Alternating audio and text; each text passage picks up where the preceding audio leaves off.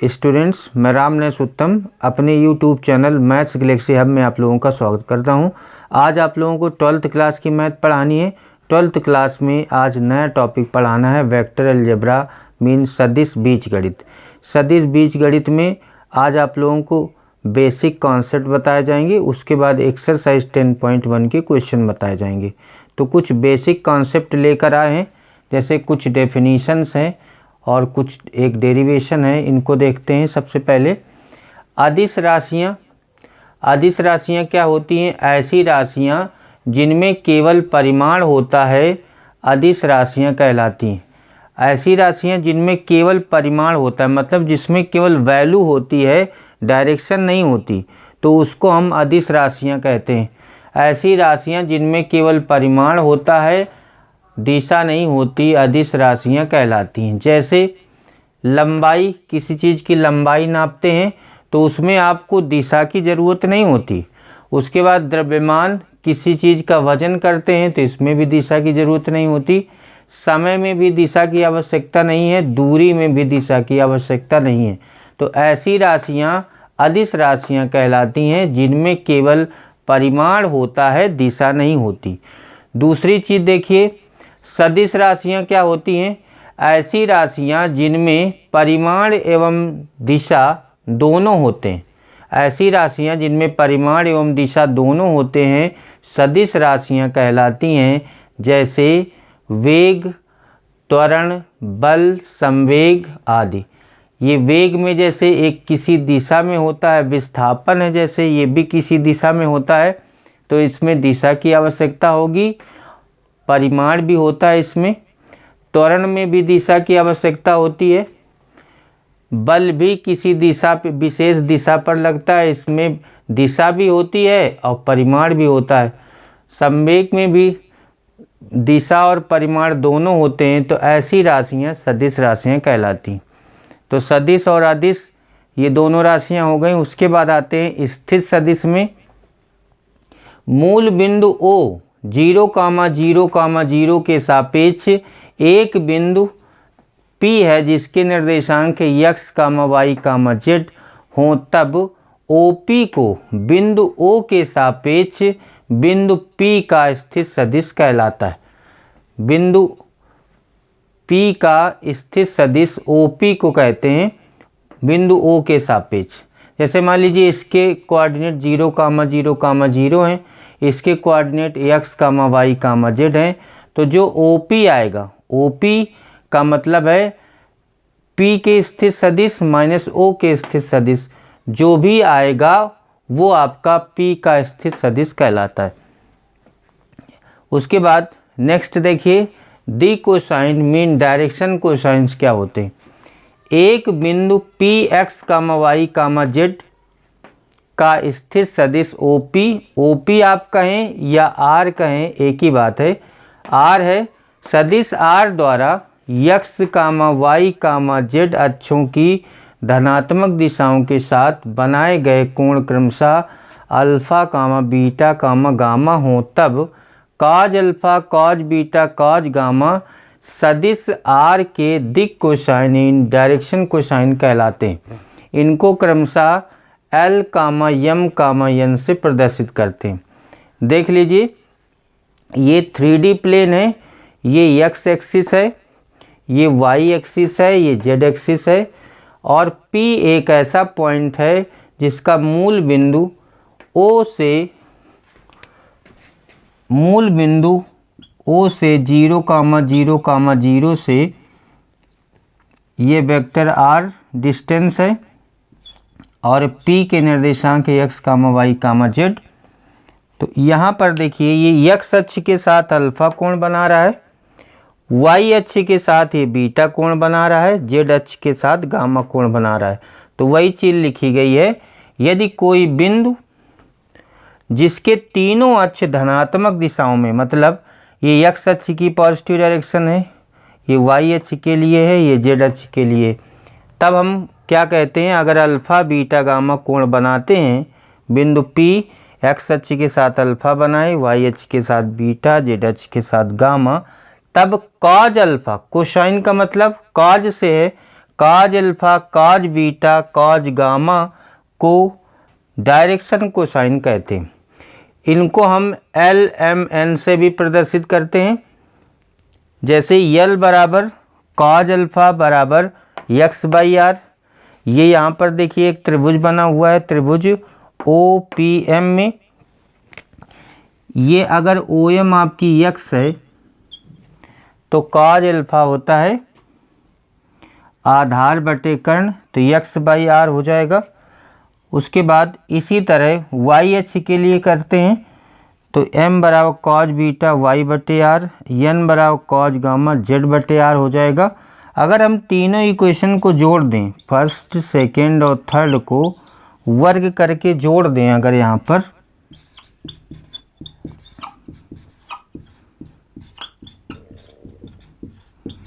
वर्ग करके जोड़ने से देखिए क्या आ जाएगा। इधर L² plus M² plus N², L² plus M² plus N², ये कहें या ये कहें cos² alpha plus cos² beta plus cos² gamma बराबर आपका हो जाएगा x² plus y² plus z² upon r²। अगर हम दो बिंदुओं के बीच की दूरी से अगर हम इसका मान निकालें, OP का यानी r का मान निकालें, तो ये आपका हो जाएगा r² अपॉन r²। इसका मान 1 होता है। तो हम दूसरी भाषा में ये कह सकते हैं L² plus M² plus N² बराबर 1 होता है, या cos² alpha plus cos² beta plus cos² gamma ये बराबर 1 होता है। द्विकोणों के वर्गों का योग 1 के बराबर होता है। Mean L² plus M² plus N² 1 होता है, या cos² alpha plus cos² beta plus cos² gamma इसका मान 1 होता है।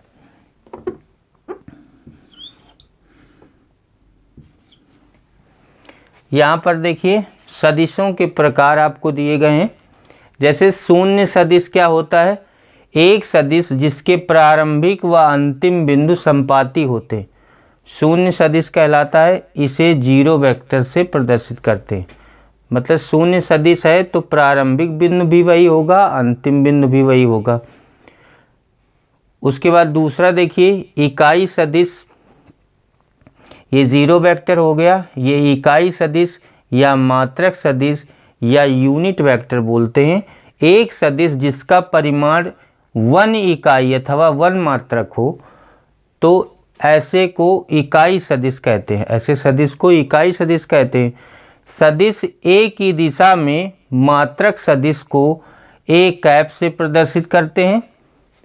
A की जो वैल्यू होती है, A होता है vector A upon mod of A। ये आप लोगों को आगे बताया जाएगा, vector A upon mod of A। उसके बाद होता है सह आदिम सदिश, को इनिशियल वेक्टर। 2 अथवा 2 से अधिक सदिश जिनका एक ही प्रारंभिक बिंदु है सह आदिम सदिश कहलाते हैं। सह आदिम का मतलब बिंदु एक ही बिंदु से निकलते हों, ऐसे सदिशों को हम सह आदिम सदिश कहते हैं। उसके बाद है संरेख सदिश, कोलिनियर वेक्टर्स। 2 अथवा अधिक सदिश यदि एक ही रेखा के समांतर हों तो वे संरेख सदिश कहलाते हैं। फिर आता है समान सदिश, इक्वल वेक्टर्स। 2 सदिश A तथा B समान सदिश कहलाते हैं यदि उनके परिमाण एवं दिशा समान है।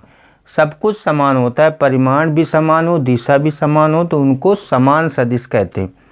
फिर आता है ऋणात्मक सदिश, एक सदिश जिसका परिमाण दिए हुए सदिश के समान है परंतु दिशा विपरीत है, दिए हुए सदिश का ऋणात्मक सदिश कहलाता है। जैसे एग्जाम्पल के लिए BA सदिश AB का ऋणात्मक सदिश है और इसको लिखने का तरीका है BA वेक्टर बराबर माइनस AB वेक्टर, इसके रूप में लिखा जाता है। लिखा हुआ है एक सदिश जिसका परिमाण समान है, यानी उसकी वैल्यू तो सेम रहेगी लेकिन उसकी जो डायरेक्शन है वो अलग होगी, विपरीत होगी दिशा, तो BA वेक्टर बराबर माइनस AB वेक्टर हो जाएगा। एक्सरसाइज 10.1 का पहला क्वेश्चन देखिए, उत्तर से 30 अंश पूर्व में 40 किलोमीटर के विस्थापन का आलेखी निरूपण कीजिए। तो ये इसका आपको फिगर बनाना है, पहले वाले क्वेश्चन का यहाँ पर बनाया जा रहा है। ये आपको दिशाओं के बारे में बता दिया जाए, ये पूर्व है, ये पश्चिम है, ये उत्तर है और ये दक्षिण है। यहाँ से इसमें लिखा है उत्तर से 30 अंश पूर्व में, ये आपका पूर्व है, उत्तर से आपको नापना है 30 अंश, तो ये 30 अंश का कोण बनाते हुए एक रेखा ऐसे खींच देंगे इस तरह से, ये 30 अंश हो जाएगा। और उसके बाद 40 किलोमीटर के विस्थापन, तो ये 4 हम एक पैमाना मान लेते हैं इसमें कि 1 सेंटीमीटर, 2 सेंटीमीटर, इस तरह से 1 2 3 4, ये 40 किलोमीटर बराबर 10 किलोमीटर बराबर 1 सेंटीमीटर का पैमाना मान के इसको हम ऐसे खींच देंगे, तो ये आपका आलेख हो जाएगा। देखिए उत्तर से 30 अंश के कोण पर है, उत्तर से 30 अंश पूर्व में, उत्तर से पूर्व की तरफ जाने में 30 अंश के कोण पर है 40 किलोमीटर का विस्थापन। और जो आपका पैमाना है वो हम मान सकते हैं 1 सेंटीमीटर बराबर 10 किलोमीटर। तो 4 किलोमीटर है तो 4 सेंटीमीटर कर देंगे यहाँ पर, ये 40 किलोमीटर हो जाएगा। उसके बाद दूसरे नंबर के क्वेश्चन देखिए, निम्नलिखित मापों को अदिश एवं सदिश के रूप में श्रेणीबद्ध करना है। इसमें आपको बताना है कौन सी सदिश राशियाँ हैं, कौन सी अदिश हैं। तो ये 10 किलोग्राम जैसे लिखा है, तो मैंने बताया था द्रव्यमान आपकी अदिश राशि होती है, क्योंकि इसमें दिशा नहीं होती, तो ये अदिश हो गया इसका आंसर। उसके बाद 2 मीटर उत्तर पश्चिम में, तो इसमें उत्तर पश्चिम दिशा दे दिया, 2 मीटर भी दे दिया, इसका मतलब इसमें परिमाण दिशा दोनों हैं, तो ये सदिश राशि हो गई। उसके बाद तीसरे में चलते हैं, 40 अंश। 40 अंश तो दिया गया है इसमें, लेकिन दिशा नहीं दी गई है कि किधर की तरफ, तो 40 अंश है तो ये भी अदिश, क्योंकि कोण में ये बताना होता है कि किस दिशा में आपको बनाना है, अदिश हो गया। उसके बाद वाट, ये भी अदिश हो गया। शक्ति में आपको दिशा की ज़रूरत नहीं है, क्योंकि शक्ति P बराबर W/T होता है और वो एक अदिश राशि होती है। उसके बाद ये कूलाम, ये आवेश है, इसमें भी आपको दिशा की आवश्यकता नहीं है, ये भी अदिश राशि हो गई। फिर लास्ट वाला 20 मीटर प्रति सेकेंड स्क्वायर, ये त्वरण है, त्वरण सदिश राशि होती है, ये हो जाएगा सदिश। इस तरह से इनका विभाजन हो जाएगा। तीसरे वाले में चलते हैं, निम्नलिखित को अदिश एवं सदिश राशियों के रूप में श्रेणीबद्ध करना है। जैसे दूसरा वाला किया है वैसे तीसरा वाला। समय कालांश, समय अंतराल जो होता है इसमें आपको दिशा की आवश्यकता नहीं होती, तो ये अदिश राशि हो गई। उसके बाद दूरी में भी दिशा की आवश्यकता नहीं, ये अदिश राशि है। बल आपका वो सदिश राशि है। उसके बाद वेग भी आपका सदिश राशि है और कार्य अदिश राशि है।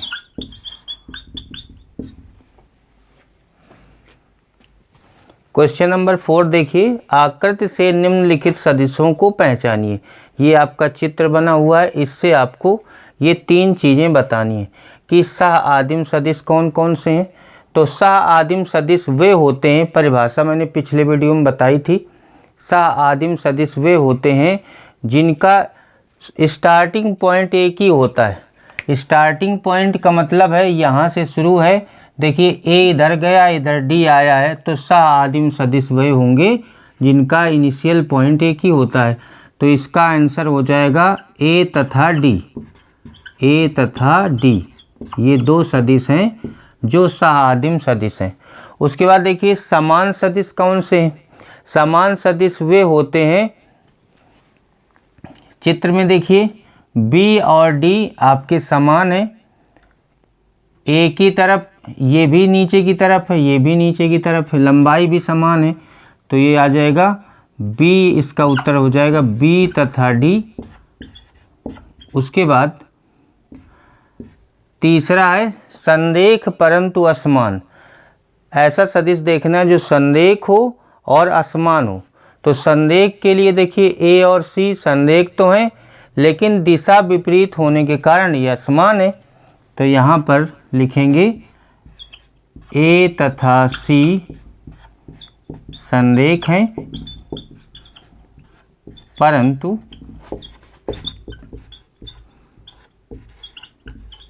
दिशा विपरीत होने के कारण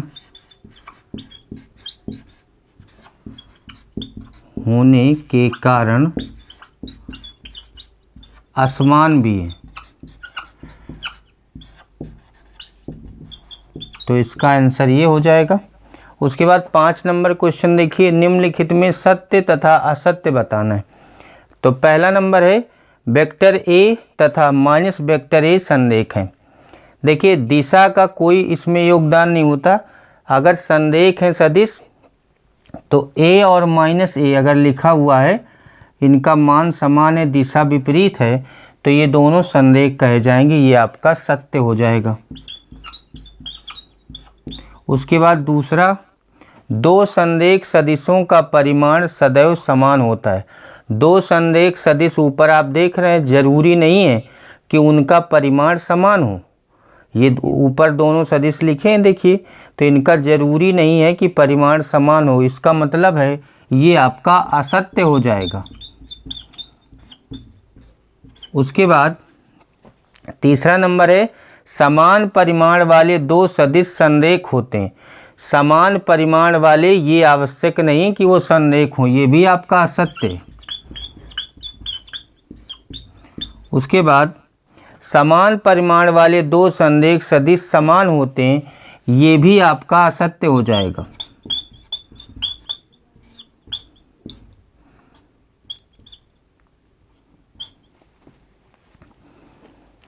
एक्सरसाइज 10.1 समाप्त हो चुकी है। अब हम एक्सरसाइज 10.2 स्टार्ट करते हैं। तो इसके लिए कुछ बेसिक कॉन्सेप्ट हैं, पहले उनको देखेंगे, कुछ फार्मूले हैं, फिर हम एक्सरसाइज के क्वेश्चन करेंगे। तो पहला फार्मूला है सदिश A बराबर A1i plus A2j plus A3k में A1 A2 A3 को सदिश A के दिक् अनुपात कहते हैं।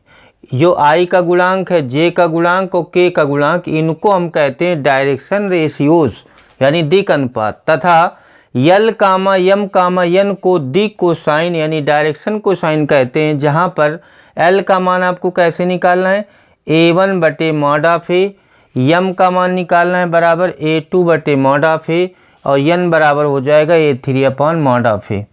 उसके बाद दूसरा फार्मूला है यदि मूल बिंदु O के सापेक्ष A का स्थित सदिश OA और B का स्थित सदिश OB हो, तब A तथा B को मिलाने वाला सदिश AB से प्रदर्शित करते हैं और इसको लिखा जाता है बराबर B का स्थित सदिश माइनस A का स्थित सदिश। मैथमेटिकली इसको कैसे प्रदर्शित करते हैं, देखिए AB बराबर होता है OB माइनस OA। अगर किसी सदिश में O लगा देते हैं तो उसका मतलब है कि वो उसका पोजीशन वेक्टर है। OB की मीनिंग यहाँ पर है कि B का स्थित सदिश और OA का मतलब है A का स्थित सदिश। तो AB बराबर हो जाएगा OB माइनस OA। अगला फॉर्मूला है यदि बिंदुओं A और B के स्थित सदिश A और B हों, जो मूल बिंदु O के सापेक्ष रेखा AB को बिंदु C पर M अनुपात N में अंता विभाजित करता है, तब बिंदु C का स्थित सदिश OC बराबर M into OB plus N into OA अपान M प्लस N, या बराबर हम स्थित सदिश पहले मान चुके हैं तो इसको लिख सकते हैं M into B plus N into vector ए अपॉन एम प्लस एन। उसके बाद यदि सी ए बी को वाह्यता विभाजित करता है, ये अंतः विभाजन का फॉर्मूला हो जाएगा। और अगर वाह्यता विभाजित करता है तो जहाँ पर यहाँ देखिए प्लस है वहाँ माइनस हो जाएगा बस। तो वाह्यता विभाजित करता है तब वो उसी बराबर हो जाएगा m into b minus n into a upon m minus n. उसके बाद यदि बिंदु सी ए बी का मध्य बिंदु है तब ओ सी यानी सी का स्थिर सदिश हो जाएगा vector A plus vector B upon 2। इसमें यम और एन नहीं रहेगा क्योंकि जब मध्य बिंदु हो जाएगा तो यम और एन का मान समान हो जाएगा। जब यम और एन का मान समान हो जाएगा तो इसमें केवल a प्लस बी बाई 2 आ जाएगा। उसके बाद सदिश a का मात्रक सदिश, सदिश a का जो मात्रक सदिश है उसको हम a कैप से लिखते हैं। a कैप होता है vector a upon mod of a, और इसको हम ऐसे प्रदर्शित करेंगे जैसे आपका ये सदिश दिया गया है, a बराबर सदिश दिया गया है 2i plus 2j plus k दिया गया है। इसका हम मॉड ऑफ a का मतलब a का मापांक निकालेंगे। मापांक निकालने का तरीका होता है कि i के गुणांक का वर्ग 2 का वर्ग प्लस j के गुणांक का वर्ग यानी 2 का वर्ग प्लस k के गुणांक का वर्ग, k का गुणांक है 1 का वर्ग बराबर हो जाएगा अंडर रूट 4 प्लस 1 रूट 9 होगा और इसका मान आ जाएगा 3। वेक्टर ए आपको दिया रहेगा क्वेश्चन में, मॉड ऑफ ए यानी ए का परिमाण या मापांक निकाल लेंगे। उसके बाद मात्रक सदिश अगर आपको निकालना होगा तो मात्रक सदिश ए कैप से प्रदर्शित करेंगे। ये हो जाएगा vector A upon mod of a. तो वेक्टर ए का मान हम कितना निकाल चुके हैं, वेक्टर ए का मान तो पहले ही पता है 2i plus 2j plus k upon mod of a आपका 3 है। तो ये आपका मात्रक सदिश या इकाई सदिश या यूनिट वेक्टर आ जाएगा। एक्सरसाइज 10.2 का पहला क्वेश्चन देखिए, निम्नलिखित सदिशों के परिमाण ज्ञात कीजिए। ये जो सदिश आपको 3 दिए गए हैं इनके आपको परिमाण ज्ञात करने यानी इनका मापांक निकालना है। तो पहले वाले सदिश का परिमाण, किसी भी सदिश का परिमाण उसके मॉड से प्रदर्शित करते हैं। तो परिमाण बराबर मॉड ऑफ ए, और मॉड ऑफ ए वो सदिश का मापांक होता है। सदिश का मापांक निकालने का तरीका, i के गुणांक का वर्ग, i का गुणांक देख लीजिए 1 है, इसका वर्ग प्लस j के गुणांक का वर्ग, j आपका j का गुणांक 1 है और k का भी गुणांक 1 है, इनको जोड़ देंगे तो अंडर रूट 1 प्लस 1 प्लस 1 ये बराबर हो जाएगा रूट 3 आ जाएगा। उसके बाद दूसरा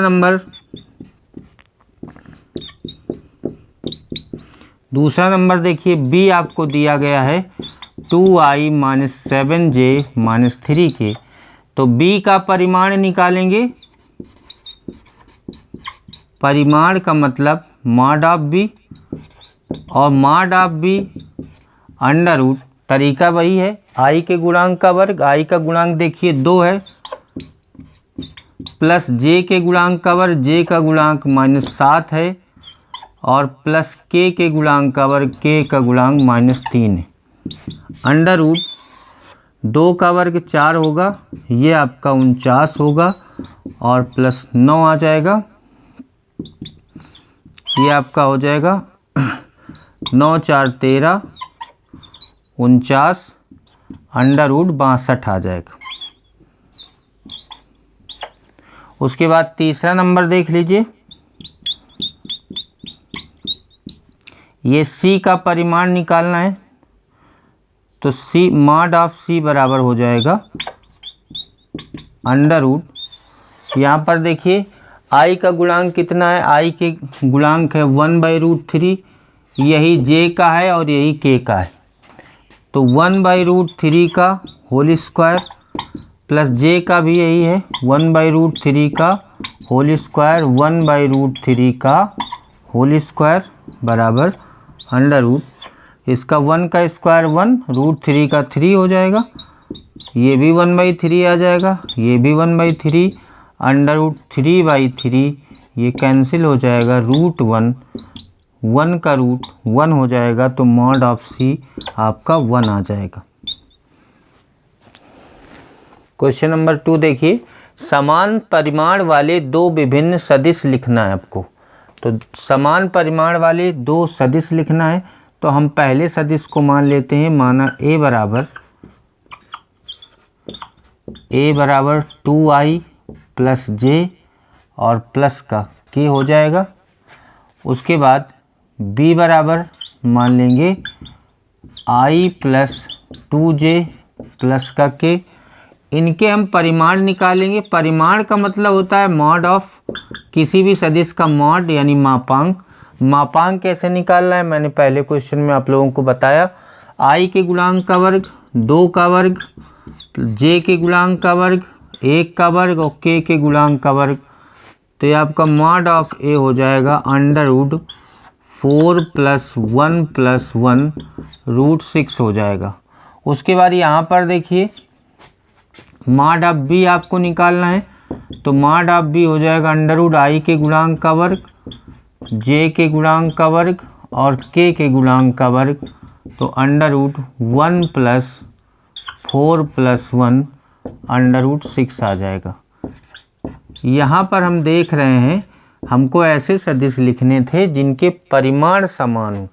देखिए इनका मॉड जो है वो सेम है लेकिन सदिश आपके अलग अलग हैं। तो हमने ऐसे सदिश लिख दिए जो सदिश तो अलग अलग हैं लेकिन परिमाण समान है, यही आपसे पूछा जा रहा था। उसके बाद तीसरे नंबर में है समान दिशा वाले दो विभिन्न सदिश लिखना है।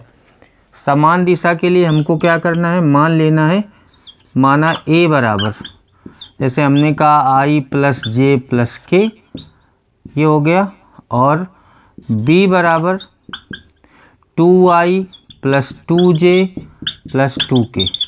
ऐसी चीज़ मानना है जैसे अगर इसमें i plus j plus k, तो यहाँ पर b में आपको दूसरे सदिश में अगर आपको समान दिशा दिखानी है तो ऐसी चीज़ मानना है कि सब में वो चीज़ कॉमन हो जाए, चाहे आप 2i माने चाहे 3i माने, सब में होना चाहिए 3i plus 3j plus 3k। तो यहाँ पर देखिए क्या हो जाएगा, वैसे तो आपका ये आंसर हो गया लेकिन इसको दिखाना कैसे। b बराबर अगर हमने 2 कॉमन कर लिया तो आ जाएगा i plus j plus k, तो b बराबर आपका आ जाएगा 2 और ये आपका a वेक्टर है। अगर कोई इस तरह का संबंध आ जाता है सदिशों के बीच में तो उनको कहते हैं कि इनकी दिशाएं समान हैं या संरेख हैं। ऐसे सदिशों को कहते हैं दिशाएं समान हैं या संरेख हैं। उसके बाद चौथा क्वेश्चन देखिए, x और y के मान ज्ञात कीजिए ताकि सदिश ये समान हो एक दूसरे के, ये वाला सदिश और ये वाला सदिश समान हो। तो समान सदिश कब होते हैं, जब a बराबर b होता है, मतलब कहने का जब इसका मान इसके बराबर होगा। पहला वाला अगर a मान लिया जाए तो 2i प्लस 3j बराबर कर दीजिए xi प्लस yj के। तुलना कर दीजिए, i का गुणांक इधर 2 है, इधर i का गुणांक x है। उसके बाद j का गुणांक इधर 3 है, इधर है y, तो x बराबर 2 आ जाएगा और y बराबर 3 आ जाएगा। यही आपसे पूछा जा रहा था।